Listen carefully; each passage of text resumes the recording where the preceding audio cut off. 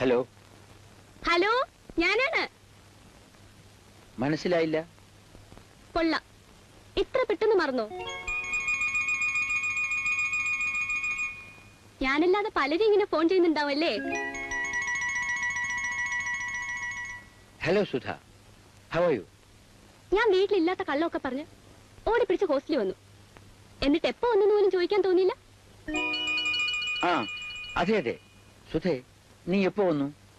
ഞാൻ ഇന്ന് രാവിലെ എത്തിയതേ ഉള്ളൂ. എന്താ കിഴവന്മാരെ പോലെ സംസാരിക്കുന്നേ? പിന്നെ മൂപ്പിൽസ് എങ്ങനെ ഇരിക്കുന്നു? ഈ കിഴവന്മാർക്ക് പ്രേമൊന്നും പറഞ്ഞാൽ മനസ്സിലാവില്ല. മനുഷ്യനെ സന്തോഷമായിട്ട് കഴിയാനും സമ്മതിക്കില്ല. അതെ അതെ, ശരിയാണ്. പിന്നെ മൂപ്പിൽസിനോട് കാശിക്ക് രാമേശ്വരത്ത് പോകാൻ പറഞ്ഞിട്ട് ഉടൻ പാർക്കിലേക്ക് വരണം. ഹോസ്റ്റലിനടുത്തുള്ള പാർക്ക്, മനസ്സിലായോ? ഞാനിവിടെ കാത്തു നിൽക്കും. വരണമെന്ന് പറഞ്ഞാൽ വരണം. എന്താ പറഞ്ഞൊന്നും കേട്ടില്ലേ? എന്തോ വരുമോന്ന്?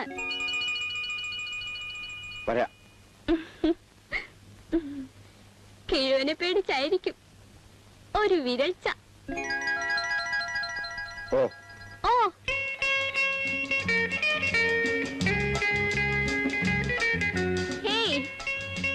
മൂപ്പിൽസ് എവിടെയെങ്കിലും കാണുമോന്ന് ഭയന്നായിരിക്കും നിരണ്ട് നിൽക്കുന്നത്. വിശ്വസിക്കാനൊക്കില്ല, നാട് നിറച്ച് ചാരന്മാരാണ്. മൂപ്പിൽസ് ഒരു ഭയങ്കര ന്യൂസൻസ് തന്നെ. എന്നാൽ വല്ല വാദവും പിടിച്ചു കിടക്കുമോ? അതും ഇല്ല. വാദം പിടിച്ചു കിടക്കാൻ പോകുന്ന നിന്റെ തന്തയാണ്. അയ്യോ, അങ്ങോ അമ്മാവ? ഞാൻ ആരാടി നിന്റെ അമ്മാവൻ? നീ ആര്, ഞാനാര്? അങ്ങ് വേണുവേട്ടന്റെ അച്ഛൻ. ഞാൻ വേണുവേട്ടന്റെ ആരുമല്ല. മര്യാദയ്ക്ക് സംസാരിക്കണം. നിന്റെ ഈ നോട്ടവും വാചകവും കൊണ്ട് അവനെ മണ്ടനാക്കാൻ കഴിയുന്ന വരും. പക്ഷെ എന്നെ അതൊക്കെ പോട്ടെ. എത്ര നാളായി തുടങ്ങിയിട്ട്? 3 വർഷം. 3 വർഷവും? അതെ, അങ്ങയുടെ അനുഗ്രഹത്തോടെ. അനുഗ്രഹത്തോടെ ഞങ്ങൾക്ക് ഒരുമിച്ച് ജീവിക്കാൻ കഴിഞ്ഞെങ്കിൽ. അപ്പോ കല്യാണം കഴിക്കാമെന്ന് തീരുമാനിച്ചു എന്റെ മകനെ? ഞങ്ങൾ സ്നേഹിച്ചു പോയി. നീ എന്ത് കണ്ടവനെ സ്നേഹിച്ചു? പണത്തെയോ? അങ്ങേക്കാളും വലിയ പണക്കാരുടെ മക്കൾ എന്റെ പുറകെ നടന്നിട്ടുണ്ട്. ഞാൻ തിരിഞ്ഞു നോക്കിയിട്ടില്ല. ഞാൻ സ്നേഹിച്ചത് അങ്ങയുടെ പണത്തെയല്ല, വേണുവേട്ടന്റെ ഹൃദയത്തെയാണ്. ഹൃദയമുണ്ടായിരുന്നെങ്കിൽ അവൻ എന്നെ വഞ്ചിക്കില്ലായിരുന്നു. നിന്നെ അവൻ സ്നേഹമൊക്കെ അഭിനയിക്കും. വേണ്ടെന്ന് തോന്നിയാൽ നിന്നെ വിട്ടെറിഞ്ഞ് മറ്റൊരുത്തിയുടെ പുറകെ പോവുകയും ചെയ്യും. വേണുവേട്ടൻ എന്നെ വഞ്ചിക്കില്ല.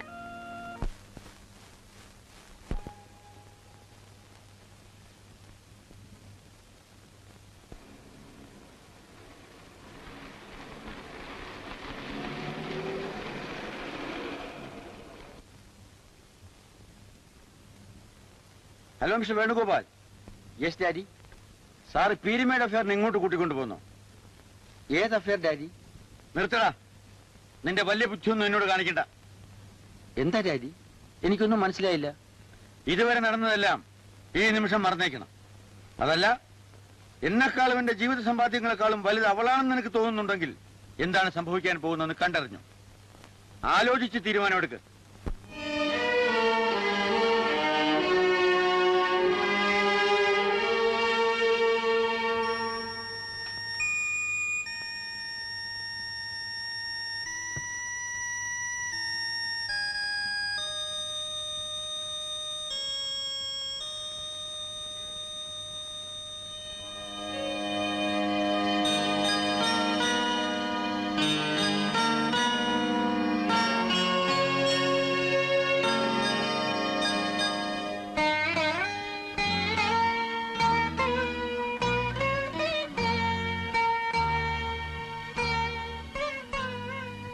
ചേട്ടാ, എന്താ ചേട്ടാ ഇങ്ങനെ നോക്കുന്നത്?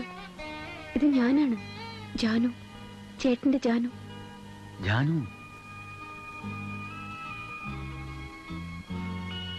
ചേട്ടാ, വേണുവിനെയും അവൻ സ്നേഹിക്കുന്ന പെണ്ണിനെയും ഇത്ര ദയവില്ലാതെ അകറ്റാൻ ശ്രമിക്കുന്ന ചേട്ടൻ എന്തുകൊണ്ട് നമ്മുടെ കഥ മറന്നുപോയി? ഇല്ല ജാൻ, നീ എന്നെ തെറ്റിദ്ധരിച്ചിരിക്കുകയാണ്. അവർ തമ്മിലുള്ള ബന്ധത്തിന്റെ ആഴം എത്രയുണ്ടെന്നറിയാൻ ഒരു ചെറിയ പരീക്ഷ. ജീവിതകാലം മുഴുവൻ എന്റെ ഐശ്വര്യദേവതയായിരുന്നു നീ. നീയുമൊത്ത് കഴിഞ്ഞ ആ ദിവസങ്ങൾ അത് മറക്കാൻ കഴിയുമെന്ന് നീ വിശ്വസിക്കുന്നു?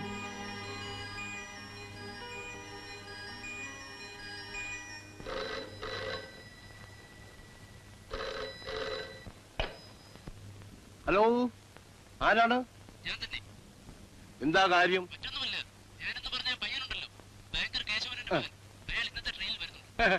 അയാൾ ട്രെയിനിലോ? ആളിൽ എങ്ങനെ തിരിച്ചറിയും? വേണ്ട വേണ്ട, അതിന്റെ ആവശ്യമൊന്നുമില്ല. ഞാൻ ഇട്ടിരിക്കുന്നു അത് തന്നെ. Compartment number 6073 6073. എഴുതേണ്ട ആവശ്യമൊന്നുമില്ല. എന്റെ ഫോൺ നമ്പറും അത് തന്നെ. Okay okay okay okay. Sukumari, Sukumari, എന്താ വിളിച്ചത്? നിനക്ക് ബാങ്കർ കേശവനുവിന്റെ മകനെ അറിയാമല്ലോ? പിന്നെ അറിയില്ലേ, രാമൻകുട്ടി. അയ്യോ, ഇവളുടെ ഒരു പറവി. ആരാണ് ബുദ്ധിയാണടി നിനക്ക്? എടി, നമ്മുടെ മകക്കൊരു പയ്യനെ കണ്ടുവച്ചിട്ടില്ലേ? ബാങ്കർ കേശവനുവിന്റെ മകൻ കൃഷ്ണമേനോൻ. അയാൾ ഇന്നിവിടെ വരുന്നുണ്ട്. ആ, എന്താ പയ്യന് ജോലി?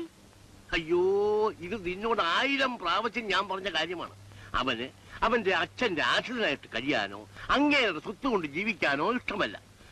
സ്വന്തം പരിശ്രമം കൊണ്ടേ ജീവിക്കൂ എന്ന് പറഞ്ഞ് ഇറങ്ങി തിരിച്ചിരിക്കുകയാണ്. കഷ്ടം.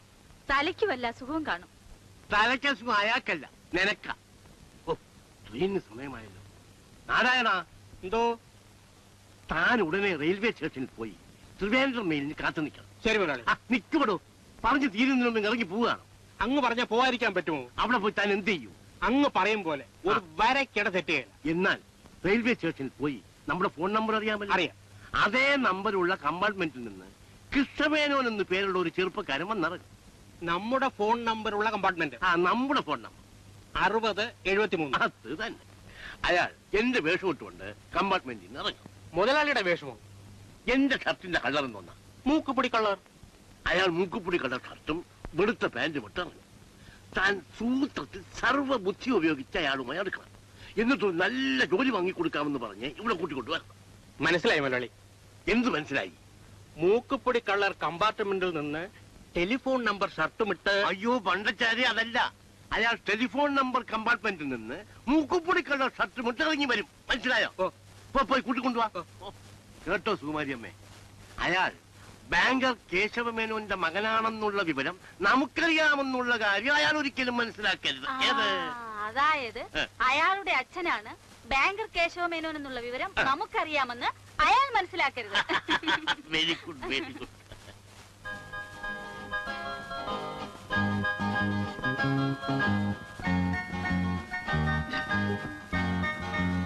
അവര് വന്നു. വന്നോ? വേഗം ആവട്ടെ. വന്നോ? പിന്നെ പയ്യൻ എന്നോട് ജോലി ചോദിക്കും. ഞാനില്ല, ജോലിയൊന്നുമില്ല എന്ന് പറയും. നീ അവനെ സപ്പോർട്ട് ചെയ്യുന്നത് പോലെ അയ്യോ കഷ്ടം, കൊടുക്കണം പ്ലീസ് എന്ന് പറയണം. ഏത് ഒന്ന് പറഞ്ഞേ? അയ്യോ കഷ്ടം, കൊടുക്കണം പ്ലീസ്. ജാനകി, മോളെ ജാനകി. എന്താച്ചാ? മോളെ, ആ പയ്യൻ വന്നിട്ടുണ്ട്. ഞാൻ കാപ്പി കൊണ്ടുവരാൻ പറഞ്ഞു. നീ കാപ്പി കൊണ്ടുവരണം. ചിരി വരണം, മറക്കരുത്. ഏത്? ചിരി, ചിരി.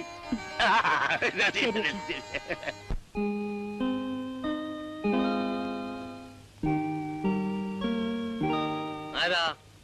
എന്താ? നമസ്കാരം. അയ്യോ കഷ്ടം, കൊടുക്കണം പ്ലീസ്. ആരെങ്കിലും നമസ്കാരം പറഞ്ഞാൽ തിരിച്ചു പറഞ്ഞില്ലെങ്കിൽ അവൾക്ക് വിഷമമാണ്. അതാണ് കൊടുക്കണം പ്ലീസ് എന്ന് പറഞ്ഞത്. ഏത്? ഞാൻ എന്റെ ചേട്ടന്റെ മകനെ പറ്റി പറഞ്ഞിരുന്നില്ലേ? ഓ, ജോലിക്കാര്യം. അയ്യോ കഷ്ടം, കൊടുക്കണം പ്ലീസ്. ഏതുവരെ പഠിച്ചു? എഞ്ചിനീയറിംഗ് ഡിഗ്രി എടുത്തിട്ടുണ്ട്. എഞ്ചിനീയറിംഗ് ഡിഗ്രി എടുത്താൽ എന്ത് ജോലി ചെയ്യാൻ പറ്റും? എഞ്ചിനീയറിംഗ് തന്നെ. അതെനിക്കറിയാം. ഈ രാജ്യത്ത് തൊഴിലില്ലാത്ത എത്ര എഞ്ചിനീയറിംഗ് ഡിഗ്രിക്കാരുണ്ടെന്ന് നിങ്ങൾക്കറിയാമോ? അങ്ങ് എനിക്കൊരു ജോലി തന്നാൽ വലിയ ഉപകാരമായിരിക്കും. ഓഹോ, അങ്ങ് വിചാരിച്ചാൽ സാധ്യമല്ല. അയ്യോ കഷ്ടം, കൊടുക്കണം പ്ലീസ്. സാധ്യമല്ലെന്ന് പറഞ്ഞില്ലേ? അങ്ങ് മനസ്സ് വെച്ചാൽ അയാൾ നിവൃത്തിയില്ല. അയ്യോ കഷ്ടം, കൊടുക്കണം പ്ലീസ്. ആ ശരി, എന്റെ ഭാര്യ നിർബന്ധിച്ച് പറഞ്ഞതുകൊണ്ട് അതിനെപ്പറ്റി ആലോചിക്കാം. വലിയ ഉപകാരം. നാരായണ, എന്തോ? നാളെ രാവിലെ ഇയാൾ ഓഫീസിലേക്ക് കൊണ്ടുവരും. ശരി മുതലാളി. അയ്യോ കഷ്ടം കൊടുക്കണം പ്ലീസ്. എന്ത് കഷ്ടം? ഞാൻ സമ്മതിച്ചു കഴിഞ്ഞല്ലേ. ഇവളുടെ സ്വഭാവം ഇങ്ങനെയാണ്. ആരെന്തു ചോദിച്ചാൽ അപ്പ കൊടുക്കണം. ഞാൻ എത്രയോ പറഞ്ഞിട്ടുള്ളതാണ് ഇത്രയും ദൈവം പാടില്ല. ജാനകി, മോളോട് കാപ്പി കൊണ്ടുവരാൻ പറയൂ. അവൾ എന്തിനു കൊണ്ടുവരുന്നത്? ഞാൻ കൊണ്ടുവരാം. നിങ്ങൾക്ക് സുഖമില്ല സുകുമാരി അമ്മേ, നിങ്ങൾ ഇവിടെ ഇരിക്കൂ. നിങ്ങൾ ഇരിക്കണം. നാരായണ, താൻ പോയിക്കൊള്ളൂ. ശരി മുതലാളി. ഇരിക്കണം.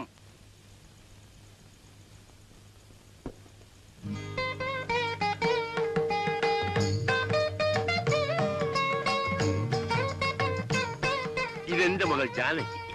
മോളെ, ഇത് മിസ്റ്റർ കൃഷ്ണമേനോ, എഞ്ചിനീയർ. അങ്ങക്ക് പേരെങ്ങനെ മനസ്സിലായി? നിങ്ങൾ തന്നെ ഇപ്പൊ പറഞ്ഞല്ലോ. എപ്പോ പറഞ്ഞു മിസ്റ്റർ മേനോൻ, നിങ്ങൾ മറന്നു പോയിട്ടാണ്. കാപ്പി കുടിക്കണം, കുടിക്കണം.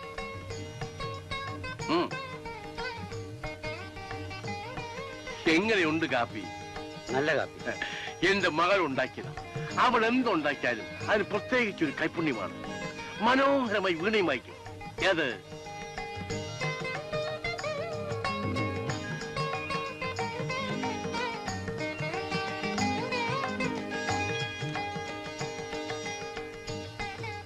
ഞാൻ നാളെ ഓഫീസിൽ വന്ന് കണ്ടോളാം. ഓക്കേ, വരട്ടെ.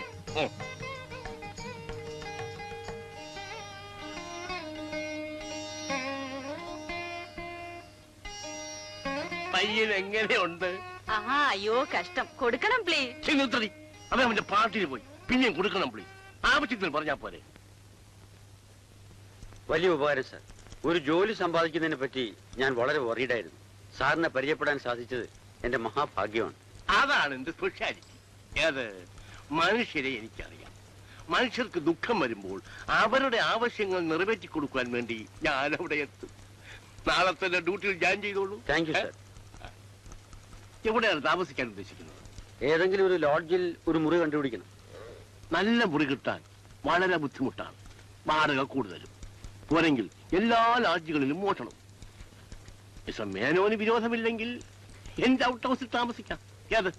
അത് സാറിന് ബുദ്ധിമുട്ടാവില്ലേ? ഏയ്, വാട്ട് ഡു യു മീൻ? എന്റെ കൂടെ പ്രവർത്തിക്കുന്നവരുടെ സുഖവും സൗകര്യവുമാണ് എനിക്ക് ഏറ്റവും പ്രധാനം. ഇന്ന് ഞാൻ അങ്ങോട്ട് പോന്നോളൂ. Thank you sir.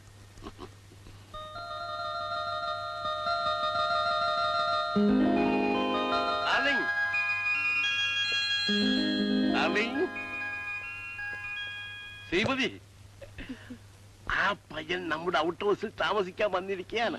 അങ്ങനെ വള്ളം കരയ്ക്കടുക്കുന്നു. ഏത് വെള്ളം? വള്ളമല്ല, കപ്പൽ. നീ മാറ്. ജാനകി, മോളെ ജാനകി. എന്താച്ചാ? നീ നേരെ ഔട്ട് ഹൗസിലേക്ക് ചെല്ലണം. ഔട്ട് ഹൗസിലേക്കോ? എന്തിന്? നീ ഇന്നലെ കണ്ടില്ലേ മോളെ ബാങ്കർ കേശവനുവിന്റെ മകൻ? അയാൾ ചിലപ്പോൾ ഊണ് കഴിക്കാൻ ഹോട്ടലിലേക്ക് പോയേക്കും. അത് പാടില്ല. നീ അയാളെ ക്ഷണിച്ച് ഇങ്ങോട്ട് കൊണ്ടുവരണം. ചെല്ല്. അതിന് ജാനകി എന്തിനു പോണം? ഇവിടെ ജോലിക്കാരില്ലേ? ഓ, നിന്നെപ്പോലൊരു പരമ മണ്ടി. മോള് ചെല്ലു മോളെ.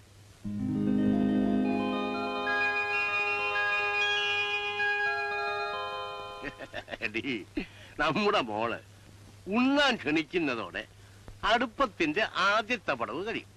അടുത്ത പടി അവരങ്ങ് പരിചയപ്പെടും. പിന്നെ അറിയാതെ അവരങ്ങ് സ്നേഹിക്കും. അത് ഞാനറിയും. പിടിച്ചങ്ങ് കല്യാണം കഴിപ്പിക്കും. ഏത്? സാർ. നിങ്ങളോ? എന്താ വിശേഷിച്ച്? കടന്നിരിക്കാമല്ലോ.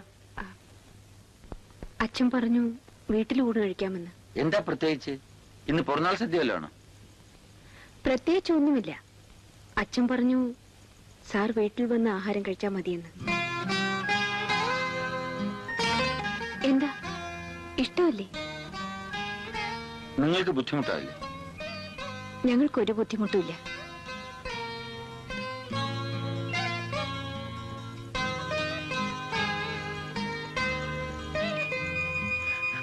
പയ്യൻ വന്നു. ഞാൻ ഓരോന്ന് സംസാരിച്ചുകൊണ്ടിരിക്കുമ്പോ നീ കഴിക്കണം കഴിക്കണം എന്ന് പറഞ്ഞ് ഓരോന്നാ വിളമ്പിക്കൊണ്ടിരിക്കണം. ഏത്? മനസ്സിലായോ? നമസ്കാരം. നമസ്കാരം. നമസ്കാരം. വരണം വരണം വരണം.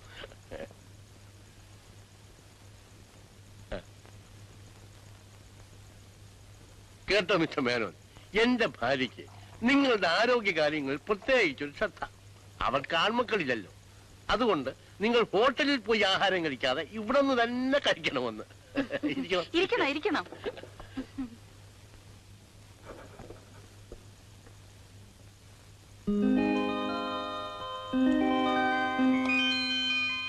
മതി കഴിക്കണം. കഴിക്കണം. എങ്ങനെയുണ്ട്? മതി, നന്നായിരിക്കുന്നു. നന്നായിരിക്കാൻ ഇടയില്ല. എന്റെ മകള് അവളുടെ സ്വന്തം കൈകൊണ്ട് ഉണ്ടാക്കിയതാണ്. അവൾ നന്നായിട്ട് ഭക്ഷണം പാകം ചെയ്യും.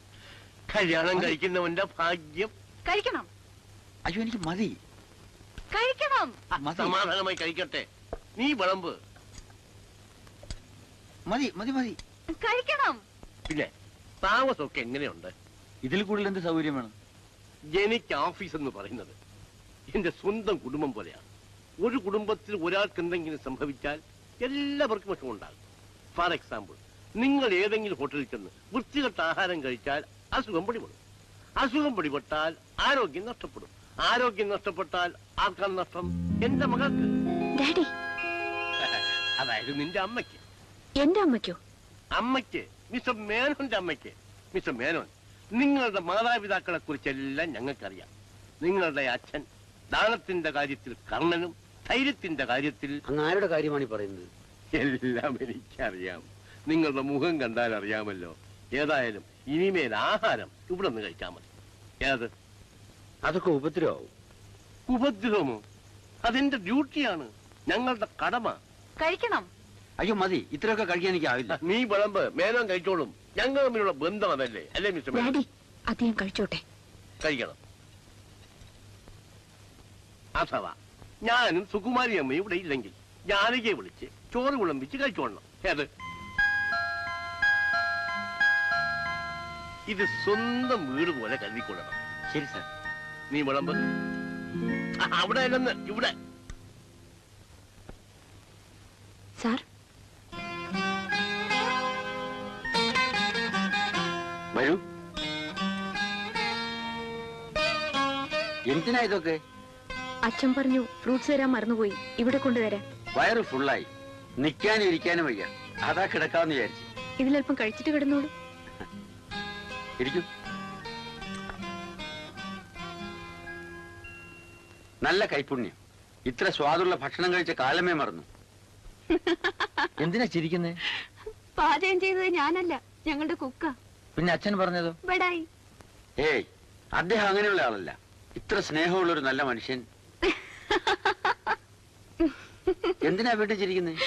ചിരിക്കാതിരിക്കാൻ കഴിയുന്നില്ല, അതുകൊണ്ട് ചിരിക്കുന്നു. നിങ്ങളൊക്കെ വലിയ ആളുകൾ, എന്തിലും ചിരി കണ്ടെത്താം. തൊഴിൽ കിട്ടാത്ത ഈ കാലത്ത് എവിടെ പോയാലും നോ വേക്കൻസി ബോർഡുകൾ മാത്രം തൂക്കിയിട്ടിരിക്കുമ്പോൾ അദ്ദേഹം എനിക്കൊരു ജോലി തന്നു. എനിക്ക് ചിരിക്കാനല്ല തോന്നുന്നത്, അദ്ദേഹത്തിന്റെ കാല് തൊട്ട് കണ്ണിൽ വെക്കാനാണ്. അയ്യോ, അങ്ങനെയൊന്നും ചെയ്യരുതേ.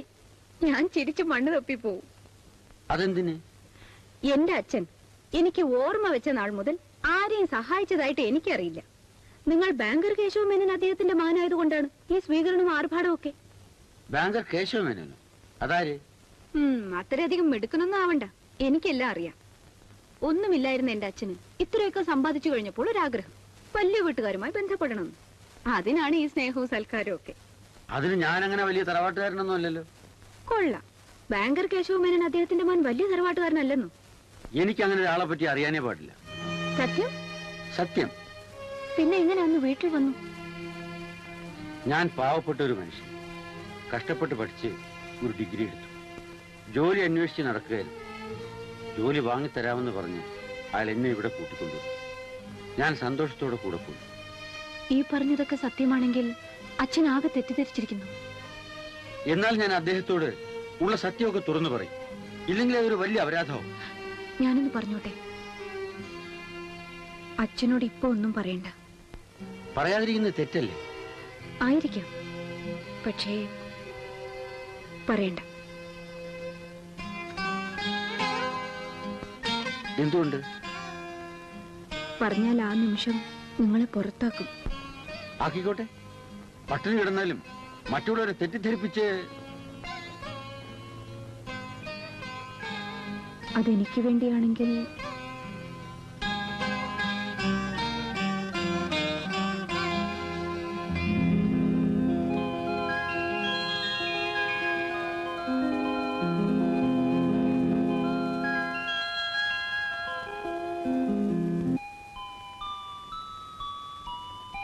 ഇതെന്താ ചെയ്ത് വീണ വായിക്കാൻ പോന്നു? മോളെ, മോളെ, നീ സമയവും സൗകര്യവും നോക്കി ആ കൃഷ്ണമേനോനെ വീണ വായിച്ച് കേൾപ്പിക്കണം. ഞങ്ങൾ അറിഞ്ഞും കൊണ്ടാണ് ഇത് ചെയ്യുന്നതെന്ന് വരുത്. ഏത് എന്തിനാച്ചാ? ബാങ്കർ കേശവമേനോന്റെ മകൻ കലാരസികന് അല്ലാതിരിക്കില്ല. അതിന് അച്ഛൻ പറയുന്നത് നീ അങ്ങ് അനുസരിച്ചാ മതി. ഏത്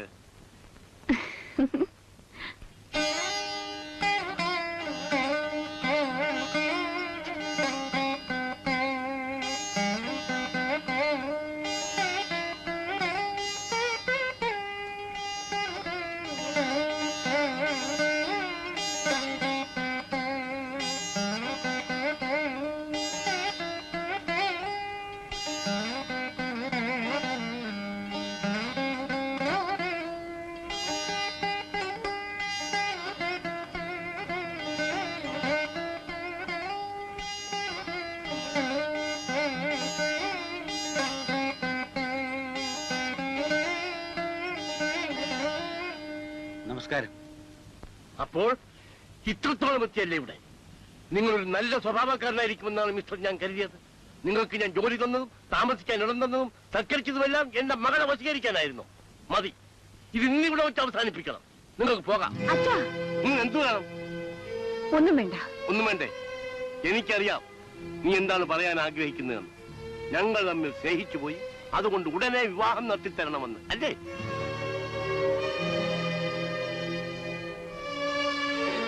എന്താണ് ഒന്നും ഉണ്ടാത്തത്? അവളുടെ നാവ് കൊണ്ട് പറഞ്ഞാലേ അറിയാവൂ. അങ്ങനെയാണെങ്കിൽ അതങ്ങ് നടത്തണം. അതിലെന്താ തെറ്റ്? ആ, അപ്പൊ നീയും അവരുടെ പക്ഷത്തായ. ഈശ്വരൻ വിധിച്ചത് അങ്ങനെയാണെങ്കിൽ ഈശ്വര വിധി വേണമെങ്കിൽ കുറിപ്പ് മാറ്റിയെഴുതി. പക്ഷേ നിന്റെ മുമ്പിൽ ഞാൻ എന്ത് ചെയ്യും? തോൽവി സമ്മതിക്കാതെ.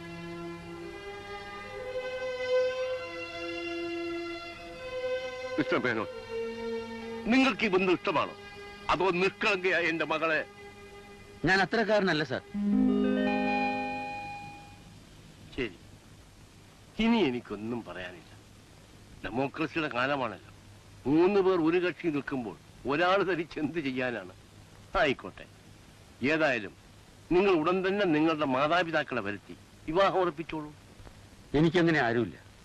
അച്ഛനും അമ്മയും മരിച്ചിട്ട് വർഷങ്ങളായി. സ്വന്തം കാലിൽ നിൽക്കുവാനുള്ള നിങ്ങളുടെ ശ്രമത്തെ ഞാൻ സഹായിക്കുന്നു. പക്ഷെ ജീവിച്ചിരിക്കുന്നവർ മരിച്ചുപോയി എന്ന് പറയുന്നത് പാവമാണ്. ഞാൻ സത്യമാണ് സാർ പറയുന്നത്. സത്യമായാലും കള്ളമായാലും അവരിവിടെ വരണം. എന്നാലേ ഈ വിവാഹം നടക്കൂ. നിങ്ങൾ വരുത്തിയില്ലെങ്കിൽ ഞാൻ വരുത്തും. സാർ,